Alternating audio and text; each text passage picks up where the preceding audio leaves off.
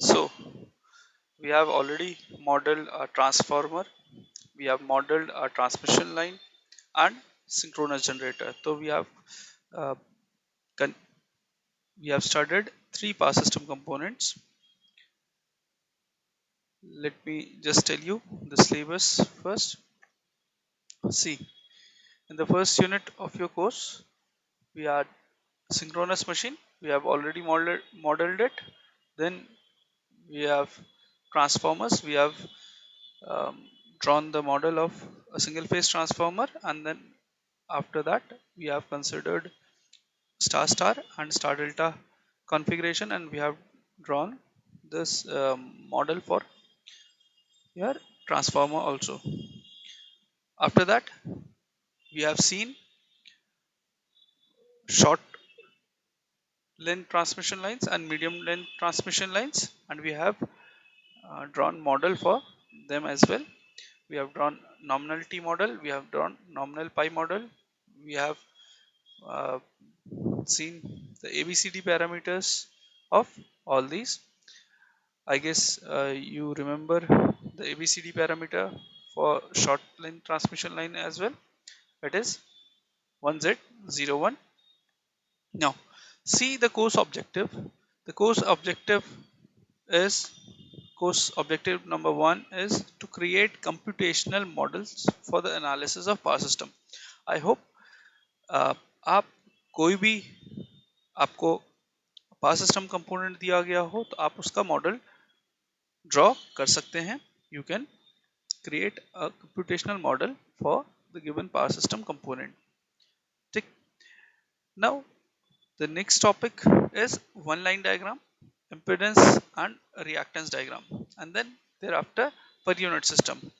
But हम क्या करेंगे बेटा, we'll start with per unit system first. We'll be starting with per unit system first, and then we'll be applying the knowledge gained in this topic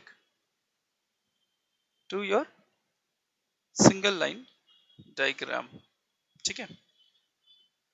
तो वो गलत हो जाएगा कि मैं पहले सिंगल लाइन डायग्राम बता दूं एंड देन उसके बाद पर यूनिट सिस्टम बताऊं. तो हम क्या करते हैं, पहले firstly let us discuss something about per unit system. Per unit system,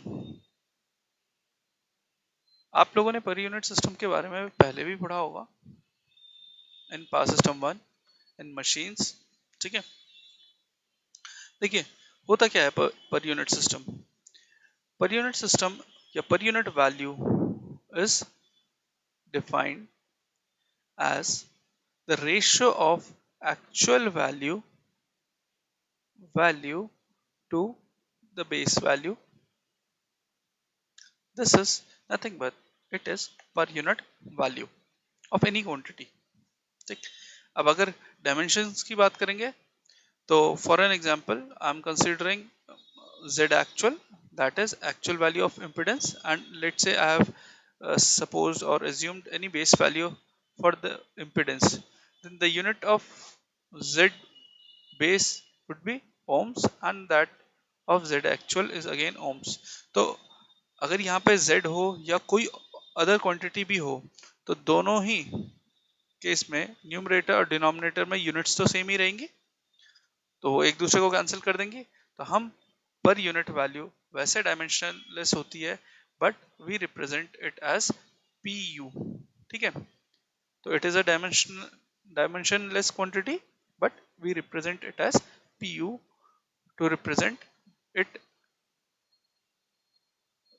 as a per unit value of any quantity. Clear है. ठीक. अब पर यूनिट वैल्यू को समझिए कि पर यूनिट वैल्यू है क्या. लेट से आपके पास बहुत सारे नंबर्स थे. ठीक है. You had 1000, you have 5000. Let's say this is first number, this is second number. You had 10,000, this was third number. You had 4,000. Let's say you are having these four numbers, and you are supposed to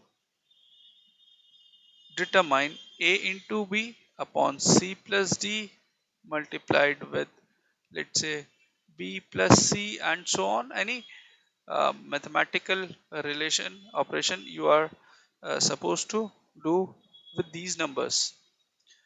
Now, if you are using the actual values of A, B, C and D, then the time taken or the computational efforts would be much more, because you are supposed to multiply 1000 with 5000 if you want numerator of this fraction, and in the denominator you will be having 10,000 plus 4,000.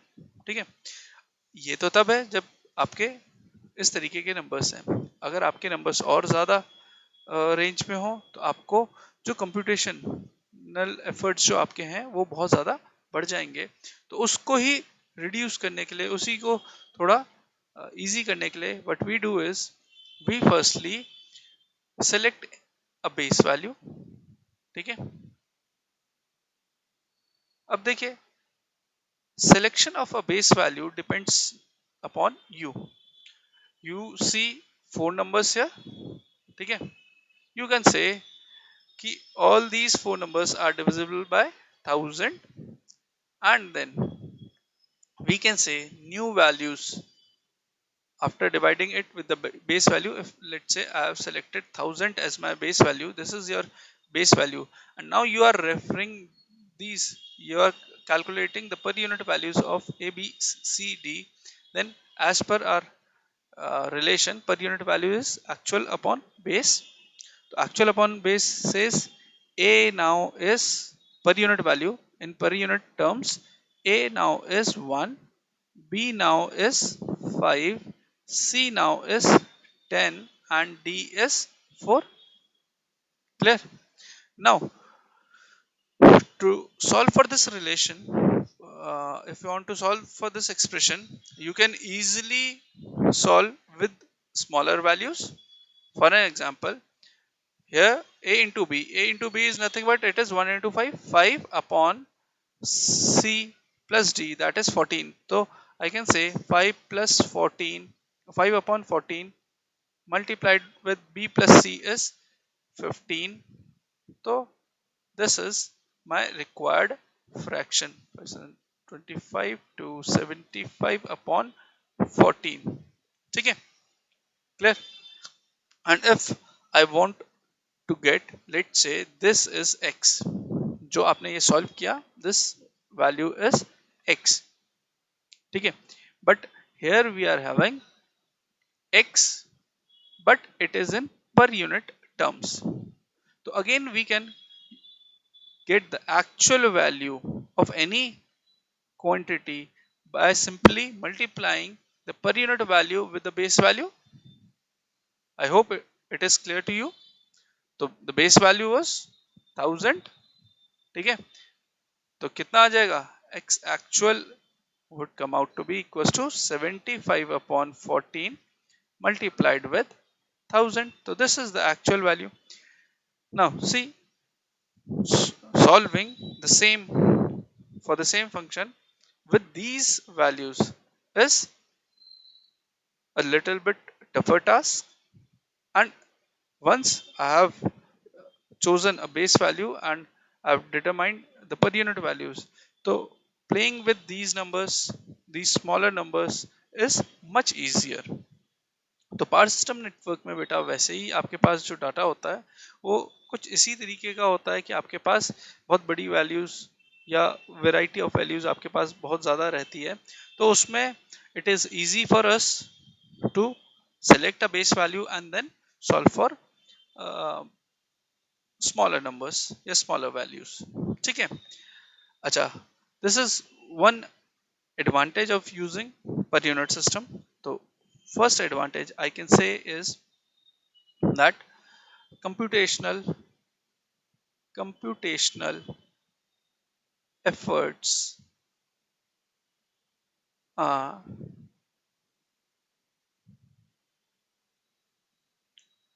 reduced with per unit system. ठीक है, we have minimized or reduced our computational effort.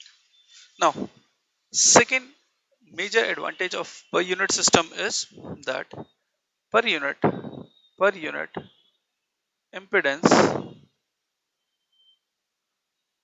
offered by या referred to primary or the secondary side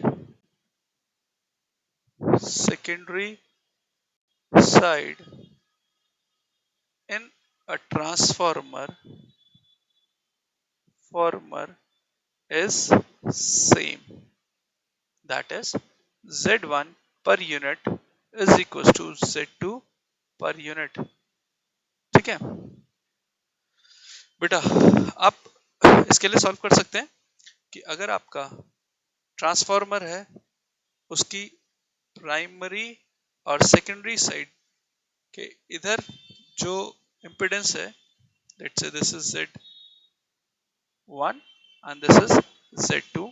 अब मैंने आपको already model कर रखा है किस तरीके से, अगर आप पूरे इम्पिडेंस को आपके ट्रांसफार्मर के एक तरफ रेफर कर लें, चाहे be it on primary side और be it on secondary side, तो आपका जो नेटवर्क बनता है वो क्या होता है, Z इक्विवेलेंट 1 क्या हो जाएगा, Z1 that is impedance of the primary side plus Z2 dash, where Z2 dash is the referred impedance, secondary side impedance referred to your primary side. Similarly, Z equivalent to is Z2 plus Z1 dash, where Z2 is the secondary side impedance and Z1 dash is the referred impedance of the primary side to your secondary side. And we can say, yeah, what we observe is that these two impedances are same. Clear? तो यहां से भी हमारी जो computational efforts हैं या जो हमारे सॉल्व करते टाइम पे जो जितने भी आपके एफर्ट्स लगेंगे वो बहुत रिड्यूस हो जाएंगे। ठीक है, तो this is one more advantage, ठीक है, ऑफ यूजिंग पर unit system in power system network. अच्छा, एक ट्रांसफार्मर में ही थोड़ा सा और देखते हैं। जो थ्री फेज सर्किट्स या थ्री फेज ट्रांसफार्मर्स होते हैं उसमें आप लोगों ने देखा होगा अलग अलग तरीके के कनेक्शंस होते हैं, ठीक है, स्टार स्टार स्टार डेल्टा। तो the transformer connection in a three phase circuit do not affect the per unit value of impedance, although the base voltages on the two sides do depend upon the type of connection, but they do not affect the per unit value of the three phase transformer। मतलब per unit value में किसकी बात हो रही है, impedance की बात हो रही है। ठीक है, तो this is one chief advantage of using per unit system in your power system network या power system analysis। ठीक है, अच्छा, one more advantage is there that all the values, yeah, all the values specified in the specification sheet of your appliance indicates the them in per unit values। For an example, if you purchase a machine, ठीक है, then the impedance of that machine would be given as the per unit value and per unit value। For an example, you go and purchase, let's say, a machine, ठीक है, कोई भी एक आप motor लेकर के आए खरीद के, ठीक है, उसकी स्पेसिफिकेशन शीट देखोगे तो उसमें किस तरीके से दिया होगा, they will say that reactance offered by this machine is 0.2 per unit। ठीक है, now अगर ये per unit में दिया हुआ है and for that they will be using the base values as the rating of their that machine। If it is a machine of, let's say, 10 या 100 volt ampere, ठीक है, and the voltage rating, let's say, is of 200, I'm just taking an example, let's say the kVA rating given in the machine specification sheet is 100 VA या 100 watt, ठीक है, and the voltage rating is known to us and it is 200 volts. Then taking these as the base values, this reactance offered by your motor is calculated. ठीक है, और अभी आप लोगों को बताया कि x per unit होगा क्या एक्चुअल में, x actual upon z base. ठीक है, अभी इसको आगे बताते हैं कि क्या बेस वैल्यूज होंगी। क्लियर? तो ये जो बेस वैल्यूज होंगी, ये बेस वैल्यूज किस पे निकाली गई होंगी? मशीन की रेटिंग के ऊपर। ठीक है, तो इसलिए भी आपको पावर सिस्टम नेटवर्क में या पावर सिस्टम एनालिसिस में पर यूनिट सिस्टम को स्टडी करना बहुत इंपॉर्टेंट है। क्लियर? ठीक, तो दिस इज एडवांटेजेस ऑफ पर यूनिट सिस्टम। ठीक है, you can list many more, but these are chief advantages of your per unit system. I hope it is clear to you. Now see what is yeah, which all values you will select as a base value in power system analysis. Yeah, while choosing base values in a power system network या in a single line diagram, किन values को आपको base values लेना है और किन base values को आपको कैलकुलेट करना है, इसको आप देखते हैं। ठीक है, सबसे पहले तो हम बेस वैल्यूज को ही डिफाइन कर लेते हैं, और वो पर यूनिट वैल्यू को डिफाइन कर लेता हूं दोबारा से। Per unit value is nothing but it is actual value of any quantity to the base value. I hope base value का कॉन्सेप्ट समझ आ गया होगा। बेस रैंडमली आप अपनी मर्जी से कुछ भी ले सकते हैं, हार्ड एंड फास्ट कुछ नहीं है कि यही बेस वैल्यूज लेनी है। ठीक है, बट कुछ चीजें हैं जिस टाइम पे आप सॉल्व कर रहे होंगे सिस्टम को, तो वो आपको मेंशन करेगा क्वेश्चन में ही कि किसको आपने बेस वैल्यू लेना है। ठीक है, नहीं तो जैसे आप लोग 10 बच्चे हो क्लास में, तो 10 के 10 अलग अलग बेस वैल्यूज ले लेंगे तो वो चेक करने में भी दिक्कत है। ठीक है, तो हमेशा जब भी क्वेश्चन गिवन होता है तो उसके साथ उसकी बेस वैल्यू गिवन रहती है। ठीक है, now what all things we see while analyzing a power system network, we may be asked to determine current flowing through any point in the network। आपको वोल्टेज किसी भी एक पॉइंट इस किसी भी एक बस के अक्रॉस निकालने के लिए कहा जा सकता है। तो एक पॉइंट ऑफ इंटरेस्ट हमारा करंट में रहता है, current at any point in the circuit, voltage at any point in the circuit or power system network, या power which is flowing in the network।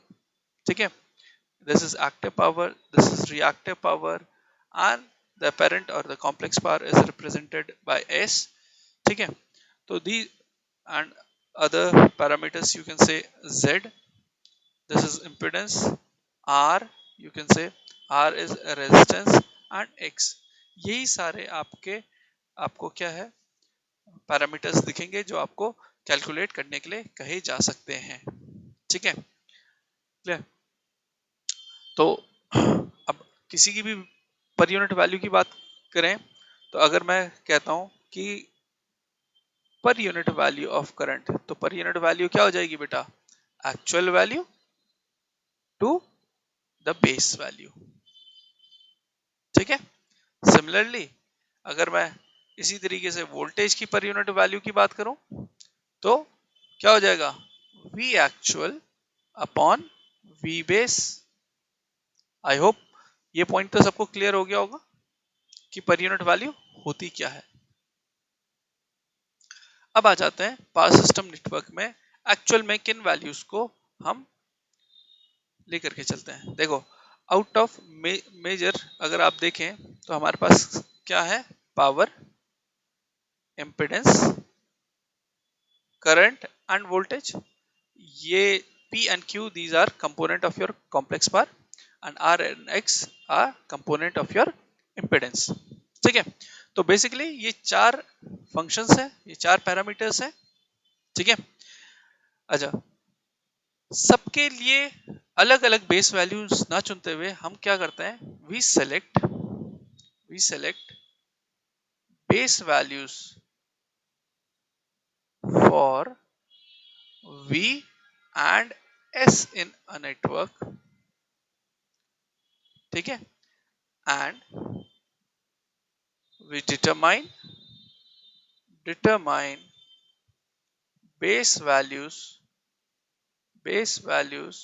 of other quantities, ठीक है। अब किस तरीके से, how can we determine?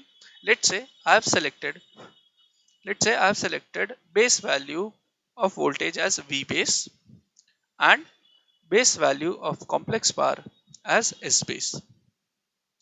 Now can I uh, determine the value of base current? Yes, I can. I'm considering right now a single phase circuit. Okay. In a single phase circuit, S is equals to V into I. ठीक है, I'm not taking the conjugate, वो अलग बात हो गई, ठीक है। तो S is nothing but it is V into I. तो I क्या हो जाएगा बेटा, I is S upon V. So if I want to get the base value of current from these two chosen bases, I can say the ratio of S base to the V base is nothing but it is the base value of current. I hope ये point समझ आ गया होगा। Similarly, if I want to get the base value of impedance, then what I can do is, we know that from Ohm's law, Z base is nothing but it is V base upon I base, ठीक है। Now we have chosen V base and S base, so I'll be representing I base in terms of S and V only. I can say it is to be equals to V base upon S base into V base, or I can say Z base is nothing but it is VB square upon SB. I hope this is clear to you. So this is how we are going to determine base values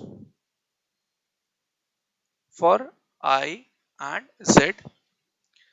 It is usual practice to select the base value or to assume base values for voltage and complex power in a power system network. I hope this is clear to you.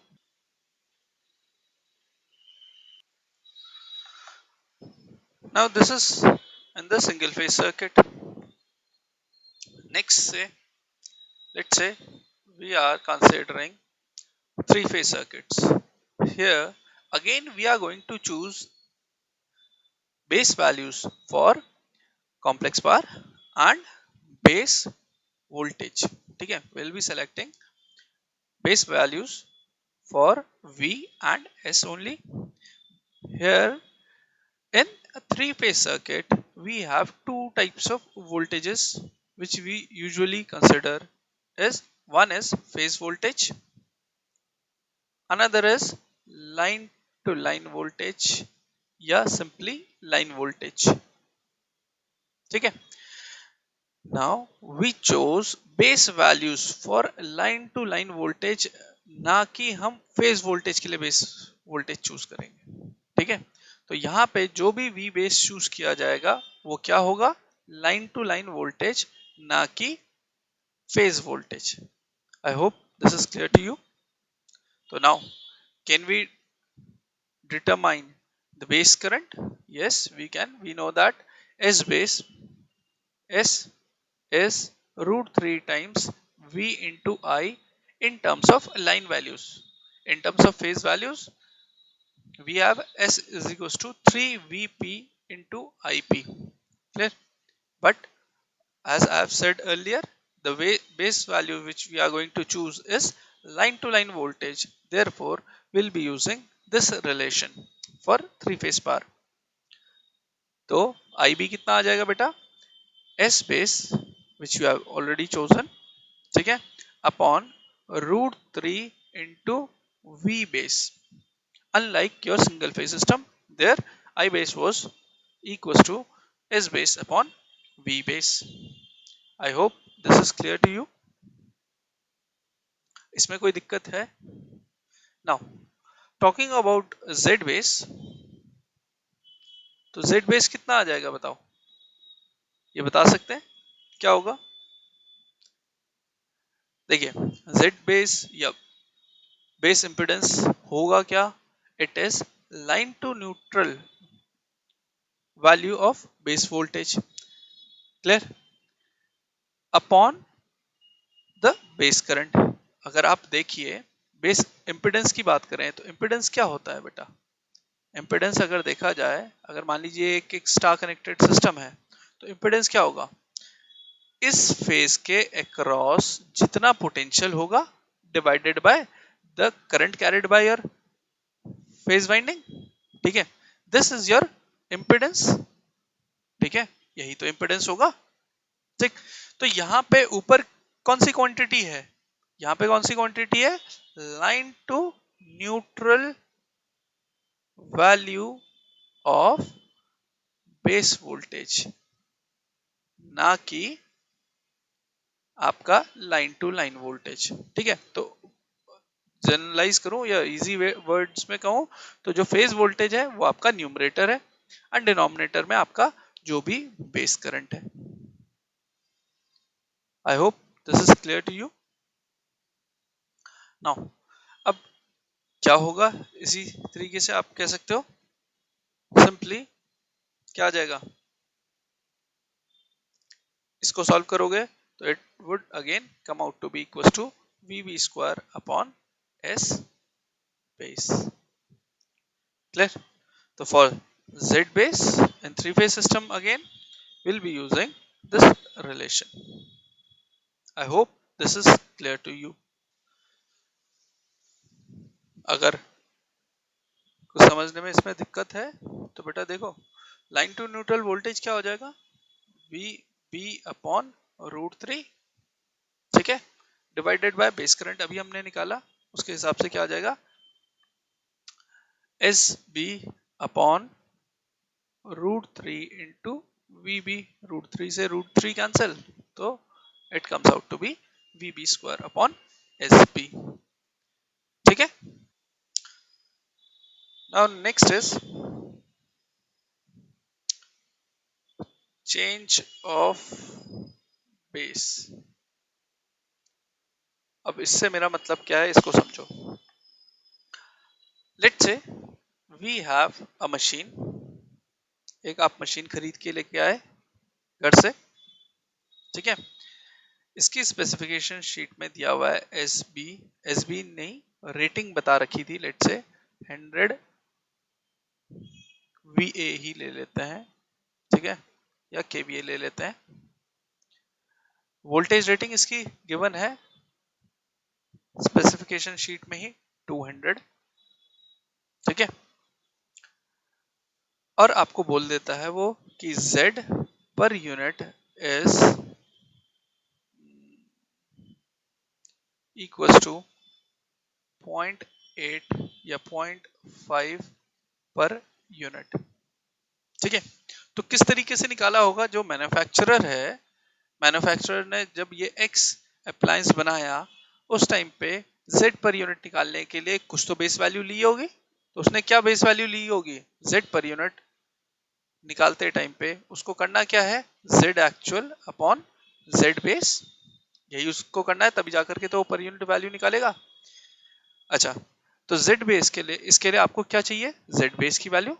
और Z base अभी हमने पढ़ा क्या होता है? V base square upon S P. अब देखिए, आप उस टाइम पे वो रैंडमली कोई और भी वैल्यूज चूज कर सकता था, लेकिन उसके लिए इजी क्या रहेगा कि अगर वो आपकी जो मशीन की रेटिंग है उसी को ही बेस वैल्यू ले ले. तो क्या करेगा? 200 into 200, that is base value if he has taken the rating as the base values. तो क्या हो जाएगा? 200 into 200 upon इस basis 100 into 1000. सिंपली मैंने करा क्या है? 100 kVA को k को 1000 टिक दिया, तो यहाँ से क्या आ जाएगा एक, तो it comes out to be equal to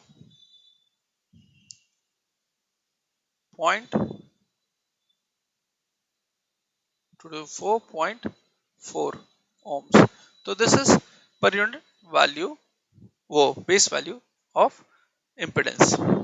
तो एक्चुअल वैल्यू कितनी रही होगी उसकी, एक्चुअल वैल्यू रही कितनी होगी Z पर यूनिट, क्योंकि उसने आपको स्पेसिफिकेशन शीट में क्या बताया कि पर unit value is 0.5 per unit. तो एक्चुअल वैल्यू कितनी हो जाती है, per unit value multiplied with base value, base value is 0.4। बेटा ये मैंने रैंडमली कुछ भी डाटा लिया है, तो हो सकता है आपको एक्चुअल वैल्यू से बहुत ज्यादा दूर लग रहा हो, ठीक है। तो 5 4 20, ठीक है, तो कितना हो जाएगा, तो actually the impedance, actual impedance was 0.2 ohms for that machine, ठीक है।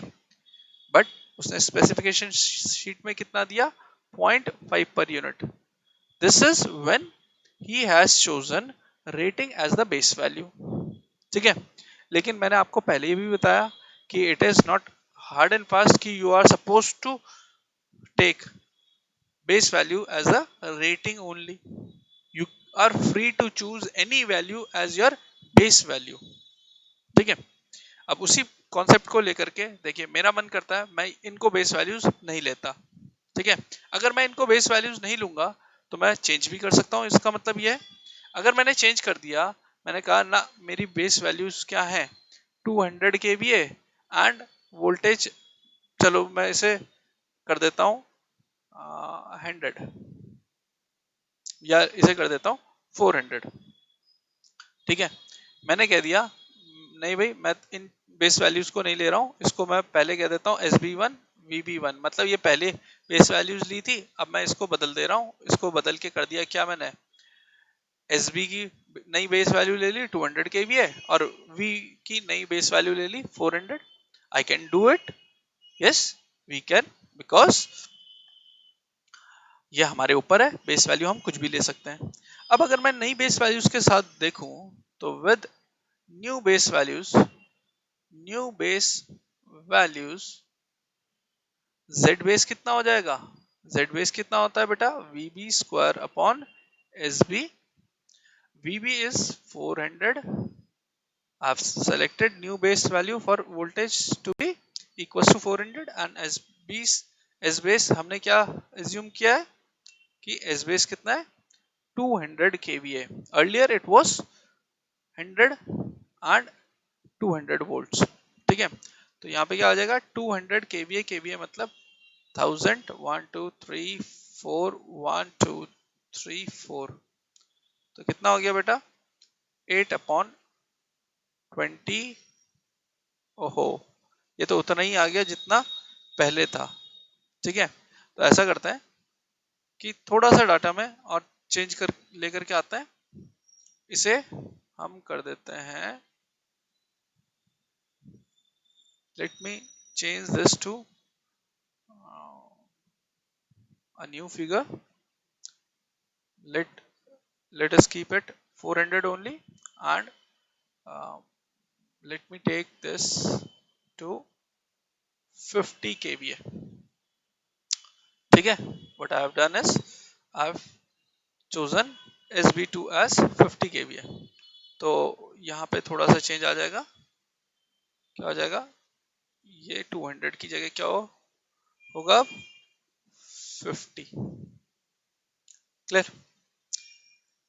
और अगर ऐसा है तो ये फ्रैक्शन भी अब कुछ और आएगा, कितना हो जाएगा 1 2 3 1 2 3 4, ये भी कैंसिल, आपके पास आ गया ऊपर कितना हो गया 4 4 16 डिवाइडेड बाय 5, तो this is new value for Z base. अच्छा जो पहले था उसको भी लिख देते हैं यहीं पे, SB1 एंड VB1 कितना था, SB1 was 100 kVA and 200 volts, 100 kVA and 200 volts, and new base values VB2 and SB2 are 400, SB2 and VB2 are 50 kVA and 400 volts. Clear है? तो अब with this new base values बेटा per unit impedance कितना हो जाएगा? Per unit impedance is actual value of impedance to the base value of impedance, and now actual value of impedance of this machine was 0.2 ohms. अब जो actual value impedance है वो तो उतनी ही रहेगी, उसमें तो कोई चेंज नहीं आ सकता ना. अगर किसी अप्लायंस का impedance 0.2 है तो वो तो 0.2 ही रहेगा, उसमें तो कोई चेंज नहीं आएगा unless and until we are changing the frequency of the supply given to it. ठीक है? तो अगर if frequency remains same then definitely the impedance offered by that machine would remains same. The actual value is 0.2 ohms and the base value is 16 upon 5 ohms. तो अब देखें तो क्या हो जाएगा बटा 5 into 2.11 upon 16 per unit. This is the new value of Z. So I can say that earlier the per unit value was 0.5. Now the per unit value is 1 upon 1 upon 16. So Z per unit 1 is not equals to Z per unit 2. Even if the actual value is same. Actual value same रही, लेकिन because of the change in the base values, the per unit values gets affected. ठीक है? तो it is to be remembered that merely by changing the base values, the per unit values changes. Still, the actual values remains same. Actual value वही रहेगी, but per unit value change हो जाएगी because of the change in the base value. Clear? Now, see, set, I'm saying again with that very example, Z per unit new is equals to Z per unit old multiplied with S base new to S base old multiplied with V base old upon V base new square. This is you are supposed to remember if there is any question of change of base. If you have changed the base values, then you will be using this formula. ठीक है? क्या effect पड़ेगा? अभी अपने ही previous वाले question में करके देख लेते हैं. देखिए, old value was per unit old value was 0.5 per unit, इतना ही दिया हुआ था पहले. अच्छा, new chosen base value of SB was 50. Earlier it was, अभी देखो जिस पहले हम देखते हैं यहाँ पे क्या था. Earlier the base value for S was 100 and base value for voltage was 200. ठीक है? तो कितना आ जाएगा? ओल्ड बेस वैल्यू कितनी थी S की? 100. ठीक है? अच्छा, KVA ऊपर भी 1000 से मल्टीप्लाई, नीचे भी 1000 से मल्टीप्लाई, वो आपका कैंसिल हो जाएगा. अभी मैं करके भी बता देता हूँ. लेट्स से यहाँ पे उसे इसी तरीके से लिख देते हैं. VB old earlier base value of voltage was 200 and new selected base was 400. ठीक है? तो ये कैंसिल, ये क्या हो गया? 2 2 2 का स्क्वायर 4, तो क्या हो जाता है? 0.5 into 1 upon 2 into 1 upon 4. it is equals to 1 upon 16 per unit. 0.5 को 1 अपॉन 2 लिख सकते हैं, ठीक है। तो ऊपर न्यूमरेटर में 1 रह गया, नीचे 2 इंटू 2 4, 4 इंटू 4 16। तो यही बेटा हमको यहाँ पे भी मिला था, ठीक है। तो you are suppose to remember this formula, ठीक है।